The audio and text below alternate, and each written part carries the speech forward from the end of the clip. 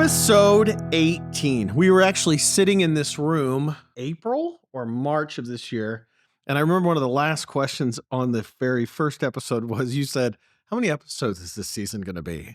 And I said 80. Obviously, I was joking, but I didn't know we would have 18 episodes.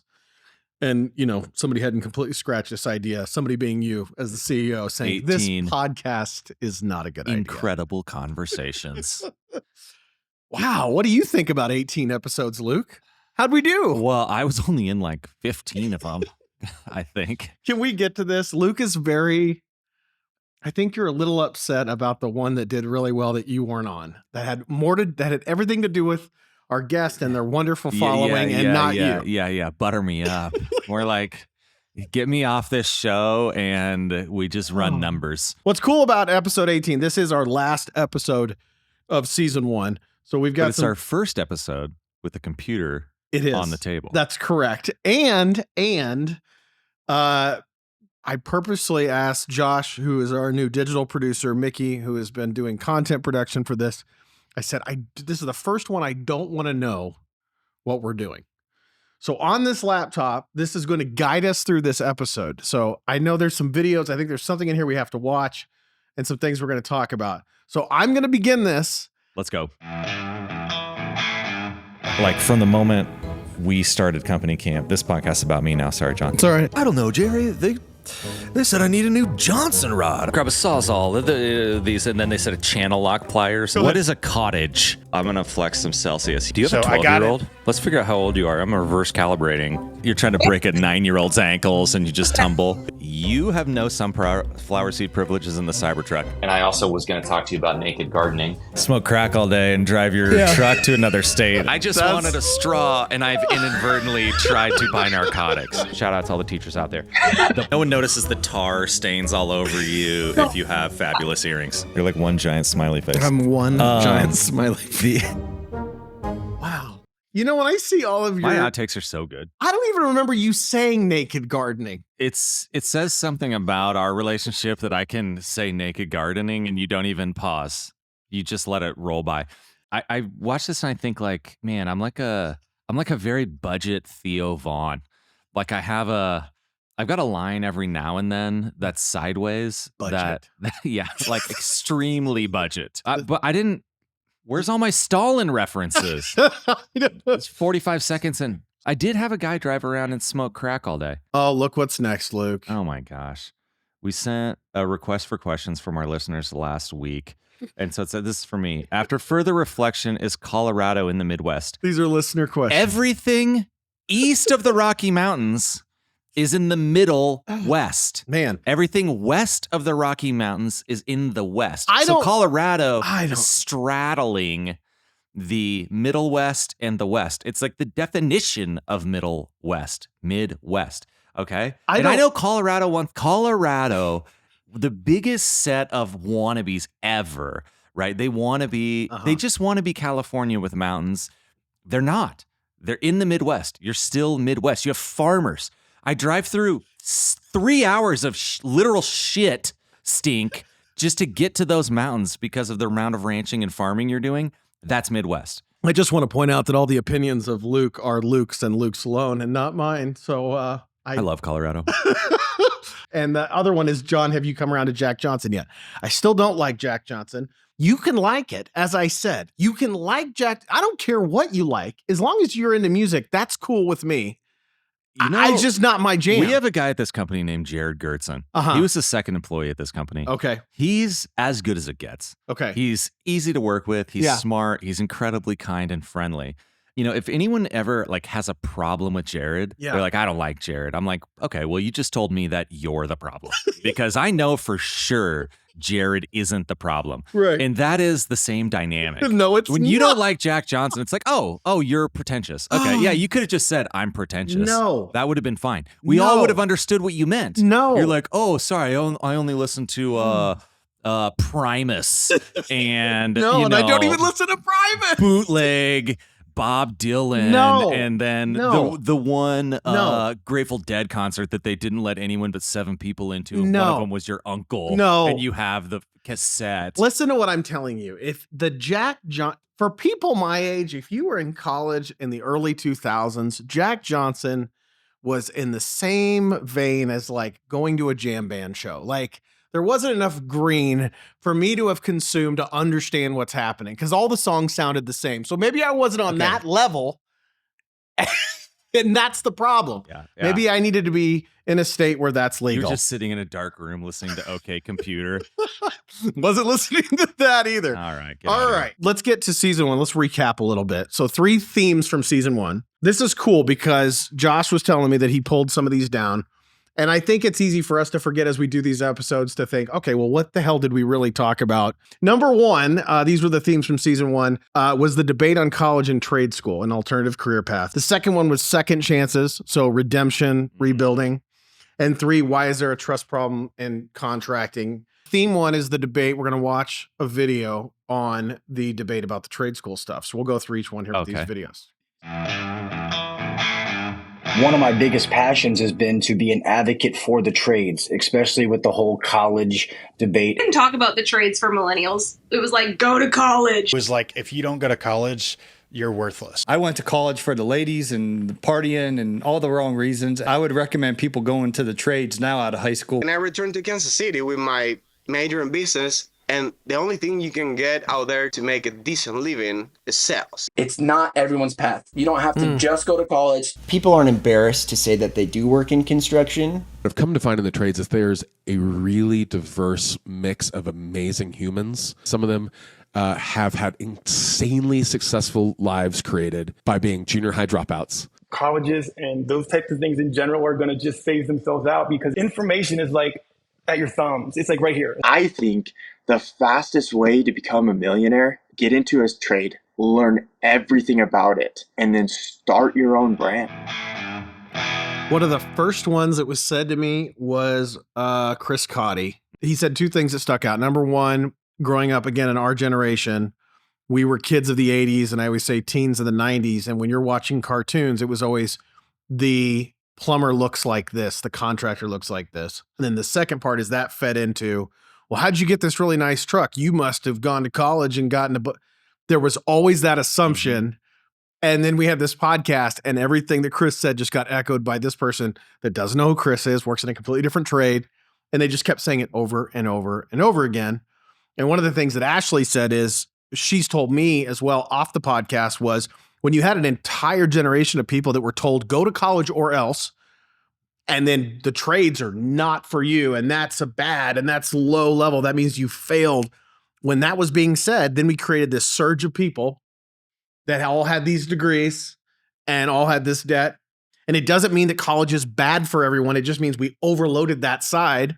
And then we wonder why there was a shortage. And I was like, that's a good point. Yeah. Being in school, it's about school. Yeah. Oh, go to school, you get good grades. Then what can you do? You can get into a good school, and then you can get good grades. And then what you can do. And then like eventually you're doing finance or writing emails or, something like that. I don't know if it's like the stigma, but it is way cooler to say, oh, I started a tech company versus like, I work for my dad's roofing business. Like it is sort of less and less true. I think because this knowledge is getting out, like you can just do it and you can learn on the job and it isn't costing you a lot of money. You can make money on your path to doing this. And that so much of it, like the Solar Goat was saying, is you get in, you learn it, and then you do it. And it's just sort of on you. Can you get a customer? Can you do the job right? Can you get another customer, get good review? Like there's this whole series of things. And I don't know, maybe I am anti-college. They tried to send their fundraising person after me.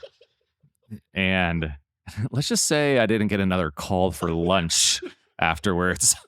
Because I was just like, look, if you're saying chemical engineering, then yes. But otherwise, like learning in the world, the amount of people we've hired here come from some other background. Or like, looking at this video crew here, I don't know if any of them went to school for video or not. And frankly, I don't care because they can do it. They know how to edit. They know how to do the thing. and they figured it out one way or another, whether that was on their own, whether that was YouTube, whether that was school. It sort of doesn't matter because like the distance between the kind of like credential and the authority is fairly irrelevant because you can just see the outcome. You either can do it, you can do the plumbing, you can install the electrical, like you can do the thing. Now, granted, there's some certifications, like a certified electrician or whatever. I call it a labor cartel because that's what it technically is. Okay. So you do occasionally have to deal with labor cartels, even in this space.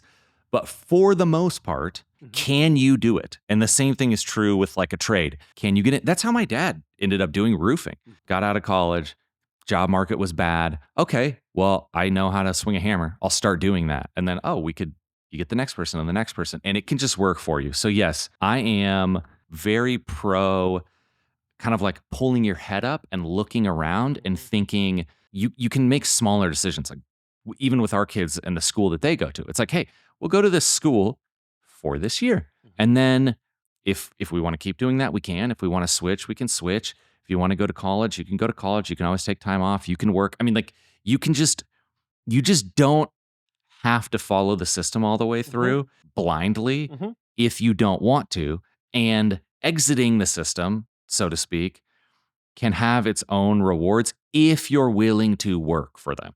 And that's what they were all saying. To kind of reverse make your point, which gives a shout out to our alma mater being UNL. One of my mentors who's still at the university, awesome guy named Rick Alloway, said one of the greatest quotes sitting in his office once was, your master's degree is more job training than people give it credit for. He said, your bachelor's degree is simply to prove you can complete something. And I was like, you're out on your own, you're dealing with life, you're having to pay your own bills in some respects, for some people are not, but some are. And he was like, there's just certain part of, I completed this and I completed this and I can stack learning on top of it. Yeah, it's like a quick way of assessing. You're a big company and you get 1,000 resumes on your desk. Okay, I can't interview 1,000 people. Sure. How do I whittle this down to the 40 people that I can actually have a conversation with? And I don't mean to say that you don't learn anything in college. Like you learn things. It's whether that is the most like for the scope of your life, which is when you're 18, it's pretty hard to think about your life and you're likely to sort of just keep carrying forward with the next thing. I know that's exactly what I did. I was like, oh, well, I should go to college. I'm smart enough. Okay, then I'll go to college. I kind of like building things. Well, I'll study engineering, and I remember walking to class one day, matrix theory math, which is like a box of numbers. Still don't know what you do with those. I remember thinking, gosh, if I had to sit around and solve these problems all day, every day, I'd be done with it right now, man. I just like, I'm stepping out of the airplane with no chute. Like I just remember like, why am I doing this? Like, I don't like it. How did I get here? And do I actually want to take the next step forward? It's like, it's like Landon Norton said, he had a full ride to go to Oral Roberts and he's 2 weeks before college. And he's like, something just does not feel right, which I commended him. I was like, wow, that takes some like stones when you have a full ride sitting there and your parents are like getting ready. And he was living in California at the time. This is a big move, but you're right. Slowly but surely it is moving that direction. Next theme. Because I went bankrupt in 2009. I hurt myself, got out, ended up getting hooked on drugs. Came to me from jail to our office looking for a job. Kind of doing this perpetual homelessness prison. I got out of school without finishing, and the housing market crashed. 2008 rolls around, and the economy tanks. In 2015, I was diagnosed with throat cancer, stage 4 throat cancer. After like a huge panic attack, you kind of just realize like this is what it's going to be. So I can either like hide from it, run from it, or go at it. And I was like, fuck it. So I quit my job. I walked out. I love this. And then I drove down to Arizona to interview with this guy. Shook my hand, looked me right in the eye and said, I won't let you down. Just give me a chance. And I was like, fair enough. I'll give you a chance. Gets a job with someone who teaches him plumbing in the trade. My dad said, hey, come work for me or get out of my house, which also drove me to get clean. And, I feel like world class again, but it took some time to do that. Obviously, it worked out, but at the time, it was scary. He's left and started his own business now, and good for him. I'm excited for him. I hope things go well for him. He credited me with saving his business, saving his marriage, helping him keep his house, helping his team buy houses. After I had gotten straight, I got my wife clean. I never in a million years thought that we'd still be together. Now we have 4 children total. But if I can share that story and keep someone from making that mistake, that would be the most amazing payoff. If I can give them the hard fought lessons that I got to, they can replicate that as well, and they can have those same rewards. You have more anxiety than what you see. You know that you have talents. You can be successful. You can be more than what you see in yourself. His business mission now to this day is like he wants to give felons second chances. I have a 15-man team.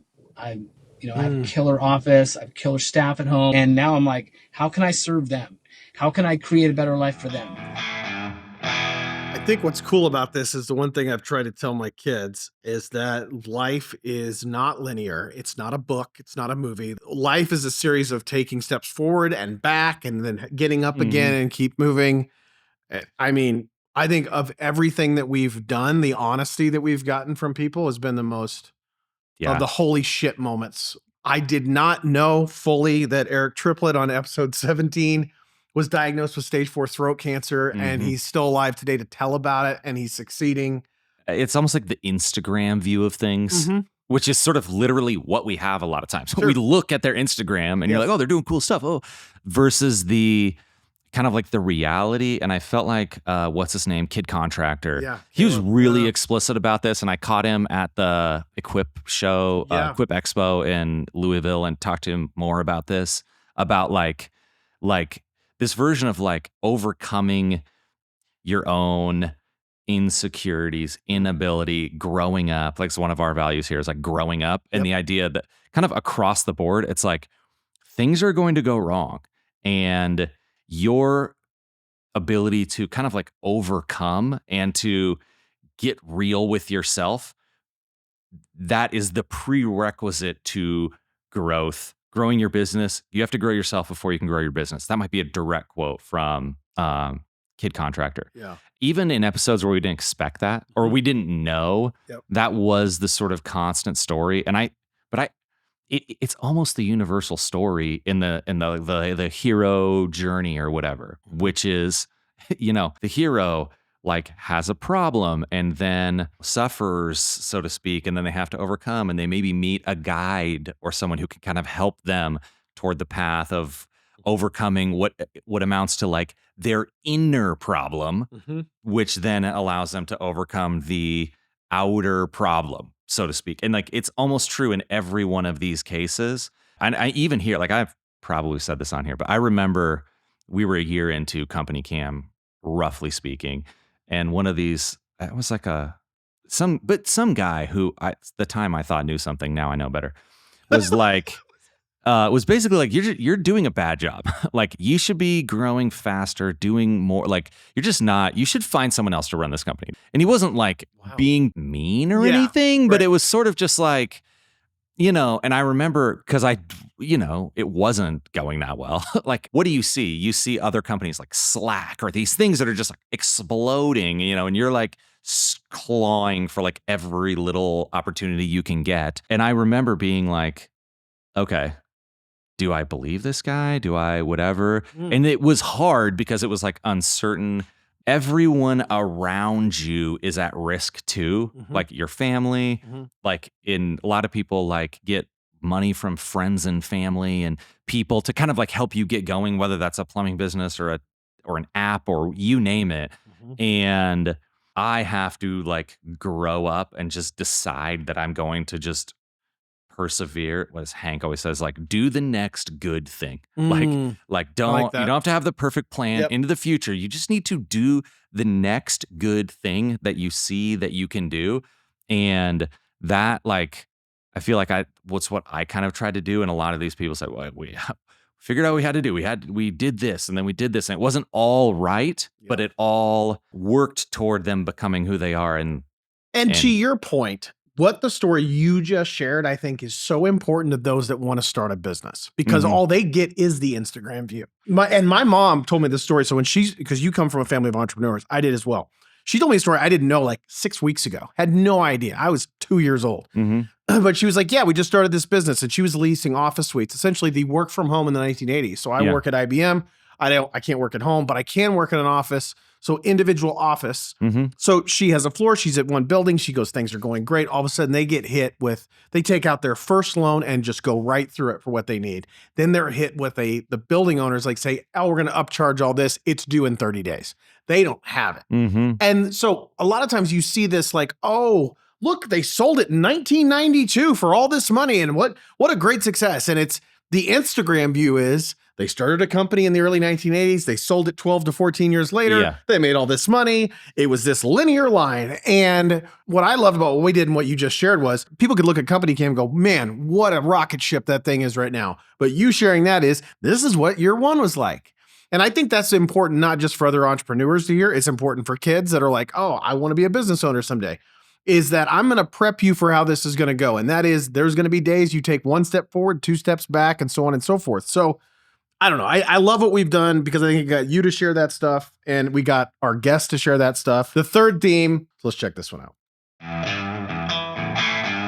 And I feel like some people in the trades are hotheads, a little scummy, trying to take things off the top. The whole transaction between an AC company and a customer traditionally has been a nightmare, right? It's like it's smoke and mirrors. Like, look over here while really I'm stealing your checkbook. And you can promise whatever that's coming out of your mouth. Everyone in your flipping town says we're the best plumber. It gives every contractor in the entire world a bad name, and I hate that. They lose that empathy and understanding that the customer, like, this is the only time they're ever going to do this, maybe. My idea of value for a customer and a customer's idea of value are completely different things from time to time. The world is changing. The industry is changing. New stuff is coming out. I hope that I'm the worst that I'll ever be at my job today. It is hard to put yourself out there and to get all the criticism. It's like tough, but like, bet on yourself. I'm not going to be the cheapest because I'm going to build to never come back here. Don't go by what I say. See what other people that work with us say about working with us. You can be honest and you can still make really, really good money. Why did they like you? Did what I said I was going to do.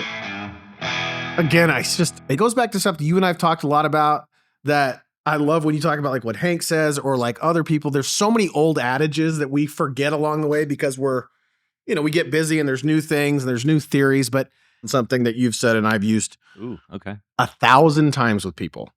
And that is the knowledge gap between the customer and the professional. Meaning I take my car to a mechanic and they tell you, well, this and this and this is wrong. You kind of just go, well, I don't know. Yep. And so that came up, I remember on our first episode, we're sitting in this room, came up with Ashley Smith. It came up with a lot of people. I mean, we kind of proved out that point talking to so many people about doing things right because of how easy it is to screw people, essentially. Because I'm the expert. I know more about water. Well, no, not for me. This was more of a general sense of bad contractors. It is specialized knowledge. Like I just moved into our new house. Like we built this house, took forever. They're asking you all these questions about stuff. Do you want this? And you're like, I don't know how any of this stuff works. And so you're counting on, do I trust this guy when he explains the ins and outs of this thing to me? Yeah. And then because we're in Nebraska, the Midwest, along with Colorado, we experience these temperature variations. So it was like 85 the other day. And then it was down to like 36 at night or something. It was cold. And I was trying to figure out like, how do I get this thermostat thing? Because it's like all new and should I do this or that? And you just don't know how anything actually works. I'm trusting that this HVAC guy is like shooting me straight on how this is all going to work. And when you do that, I think over time, the problem with like scamming people is it works. Then you can cost yourself, if not everything, a lot. Like when it doesn't work, it sets you back. And I used to always talk about this as like short-term thinking versus long-term thinking. And the idea that like I stole that you from you too. can I make use that a all the quick time. buck Yep. by the short term. Oh, we could get a little more on this job. Yeah, we could probably do this thing that we don't really need to do, or that type of stuff. That can work. Like you could do better than the next guy this month, maybe even this year. But like if you're going to be in business for 5, 10, 20, 30, 50 years, maybe you have a generational business, playing the long game is what works. You just end up with people that trust you, customers that trust you. They tell other people. Like I tell this story about my realtor. One of our other employees, Scott DeBoer, used this guy to buy a house on my recommendation. My brother, my parents, everyone has use this realtor. And it all started because he convinced my wife and I not to buy a house, that we weren't quite ready to buy a house and that we were probably getting in over our heads. So like he showed us around, he did all this stuff and eventually was like, you guys just, I think you shouldn't do this. And we're like, okay, he's right. And he's right. And he's going against how he makes money. Sure. Then when we were ready to buy a house, we're like, oh, we're calling that guy straight away. Brian Trost, great realtor.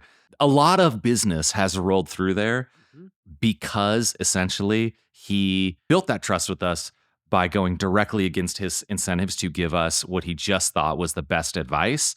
And I mean, that just works out over time. I think too, the other thing, because ever since you've said that, the two things I've stolen from you that I've used most are the long and the short game stuff. And then also talking about that knowledge gap.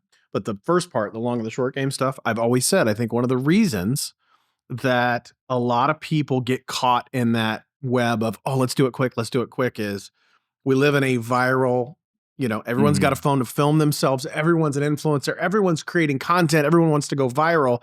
You know what isn't super sexy and you know what isn't super cool to watch is long game stuff. Because it's usually head down. Yeah. It's usually doing the right thing. It's not this, oh my gosh, look how much money I made today and stacks of cash. And there's nothing about it. I always say hard work is very boring. Yeah. In terms of the way it looks to an outside perspective. And so a lot of people, the long game isn't super flashy. And doing things the right way over time and over and building up that trust is a slow march. But it accrues. Like it adds up and pays off. Yes. Yeah. I kept thinking when we were watching that, because I've been talking to people about Trusty around here a lot lately. And we updated our company vision statement to try to create a world where contractors and their customers trust each other. You can build trust. That's what they're saying. Like, hey, don't listen to what I'm saying. Everyone says they're the best, whatever. But you're going to build that trust by what? Doing what you said you're going to do, by doing it right, by maybe even going the extra mile, you name it.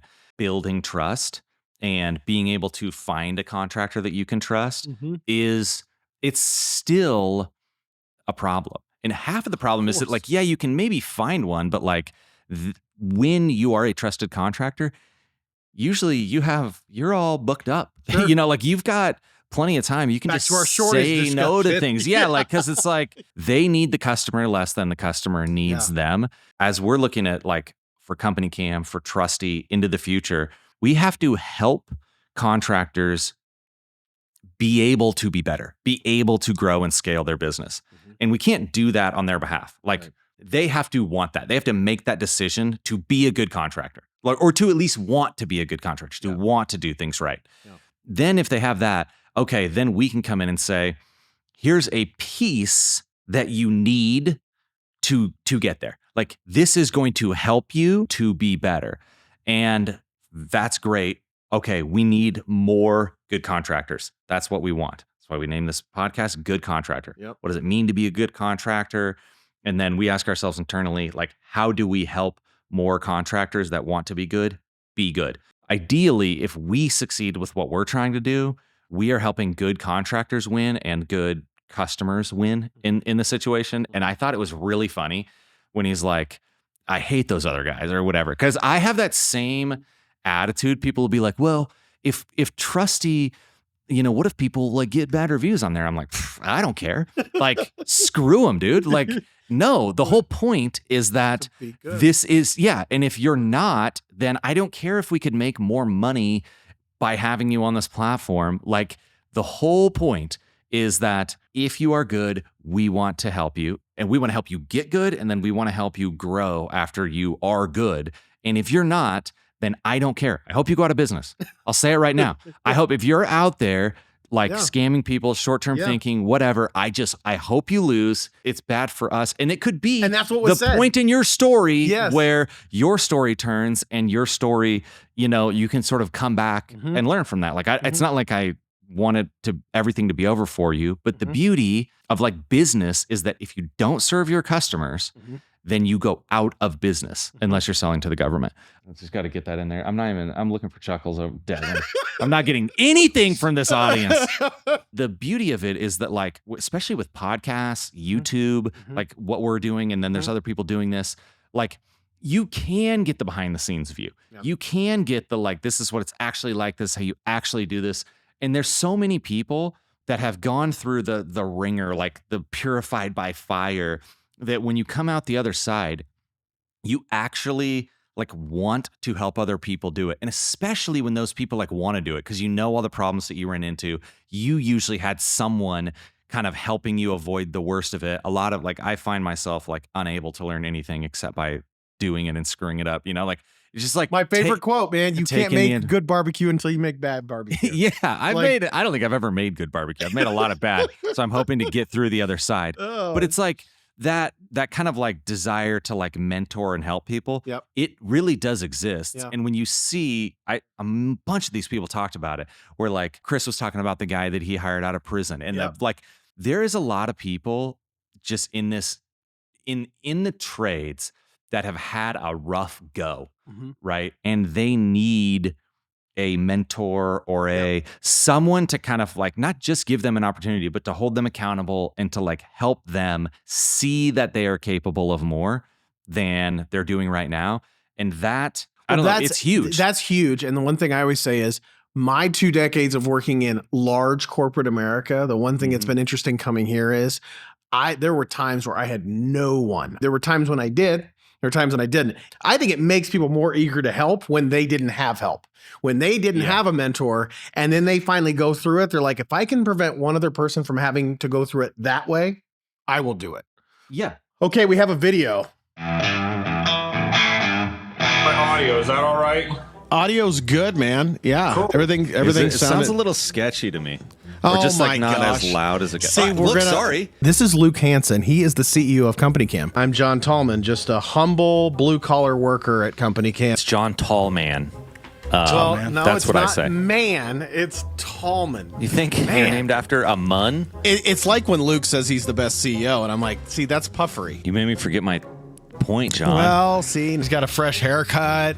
He looks tan, which means he's been golfing more than he's been working.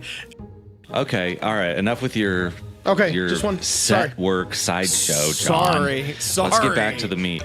I got two things. Sorry, I got a lot of things. John, pipe down. People like that you got to overcome in the world, and if you have a spine, I have to overcome Luke every day. This is every day. This all every makes day. sense. Shut up, John. Because if I have to change who I am to do a podcast, I shouldn't do it. Yeah. Could you, Dude, John? Sorry, not good for you. You're so phony on this podcast, John. Common sense to most might not resonate with them. I don't know if that. No, I've worked with people. I work with John, actually, so I'm pretty familiar with this situation. Go find a new opportunity, put yourself out there, and just see what comes from it. You hear that, John? There's still time for you. Oh, man. You don't have to hate showing up for this podcast with me. You could just go start. I don't know. You know what? It's a great point. You better get this on tape because I don't compliment him very often. But he's got the hat backwards, the rally caps on. John knows how wildly successful and wise I am. Second thing that won't be replaced is me doing this podcast with Luke. I'd like to see a robot try that. Don't speak too soon. We might have a glass-faced, white and hi, I'm John, but with personality. And it's not about what you like and what you don't like. Next question. Do you like me? Check yes or no. What? I like yelling at John. He yells at me, but it's like a stress reliever for him. He just screams. It is. Yeah. I need to do it. Man, I have begged for a replacement. Like, I don't know. This is like to get to that leadership question. Yeah. Like, I have poor leadership. I seem to be ineffective in replacing you on this podcast, right? And so, I don't know. It's one of those things. You've made your bed, you lie in it. Yeah. When you see it all together, it looks worse than it felt. I love how Josh titled it "Being an Old Married Couple" for 2.5 minutes. Oh, that was good. Shout out to our first 5-star review. Can I point something out? Is it our first or our only? Well, on this platform, it might be our only, but I love the name. It is a string of B's, a couple H's, D, F. And I like how generic it is. Interesting commentary, very descriptive. It seems like these guys really do a good job of having smart guests on the show. Well, that's good. I'm glad the guests are smart. It's about the guest. Thanks for the review. And here's what I think we should do. Since we only have one, maybe we should say, hey, if you would like to leave a 5-star review on Spotify or Apple Podcasts, or leave a review really anywhere, iHeartRadio, there's all these different platforms. Please do. And then, who knows? Maybe we'll send you guys t-shirts or like merch, or maybe we'll have Luke come to your house and just talk to you for a while. That would be great. You will leave a review. And you will like doing it. We don't get any reviews because they're worried we Luke's going to show up. We may bribe you with swag. Oh, and I left a review on the podcast. Next thing I know, Luke shows up at my door and he's like wanting to talk about Trusty, and it's like, I don't know. Like, I'm just carrying one of those giant carafes of coffee.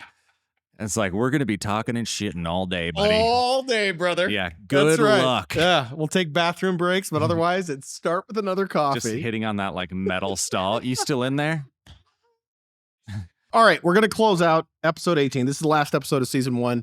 I think let's ask each other, do you think in season 1 that we fully answered what is a good contractor?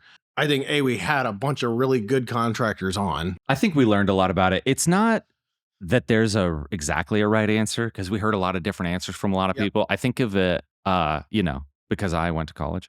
I think of it, it's like a painting. You're trying to paint a picture. There isn't just an answer to the question. Right. It's like a picture that you're constantly seeing more of. Yeah. And different people, I feel like, colored in different spots of that to where it's like, okay, really helping your employees grow was a big theme. Yep.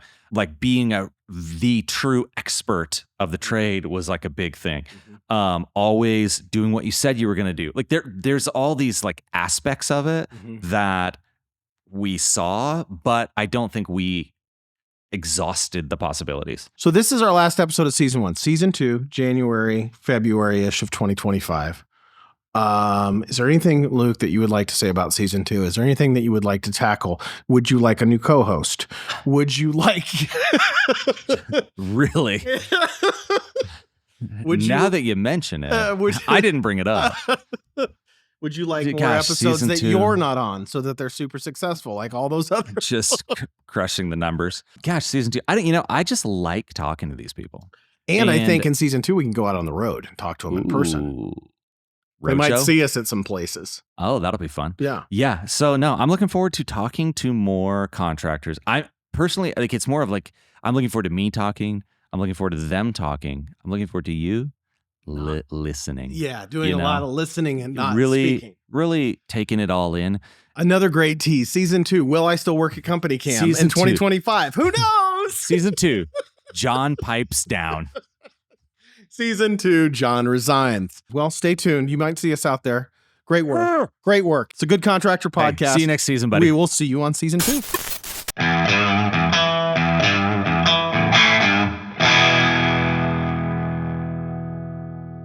I try to say oftentimes to people, hey, can you paint that picture for me? Painting and like that's painting. New hobby. No. Oh God, no. I'm getting in the energy drink business. Yeah. Tease. That's called the tease, radio fans. More than you know. Get yourself together, Can't do man. Inside jokes on this. Get yourself together. Like I'm over here. I'm under control. I'm not. Here's what I was going to say. Okay, go.